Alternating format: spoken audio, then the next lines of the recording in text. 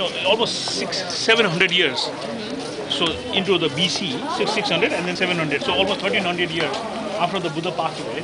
So Tibet got its Buddhism. Now there are several things that happened around that time.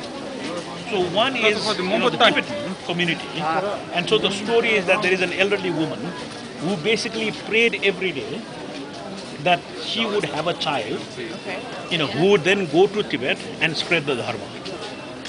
She wished, that she would have a monk, as a child, who would learn Buddhism, go to Tibet and then spread the dharma.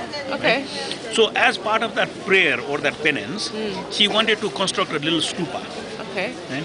And so this is how the story goes. She went to the king at the time in Kathmandu and said, I would like to construct a stupa. And the king and the courtiers, it says, laughed at her, saying, what kind of stupa are you going to really build, right? Yeah. So she basically is quoted as having saying in history that, she had a piece of buffalo hide. And she said, I would like to make it as big as the buffalo hide.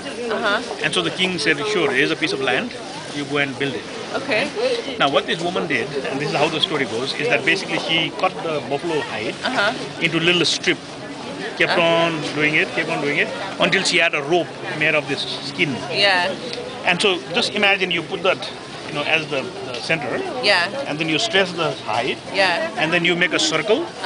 And so this is supposed to be the circle of the size of land that she was able to get from the king to build this stupa. So that's story number one. Okay. And so it's like some people say, how did this come to be? So the first thing is the size, and it comes from this woman who basically prayed, and then as part of her prayer wanted to create a stupa, which would basically symbolize, her wish that the dharma would spread into them. So this is one.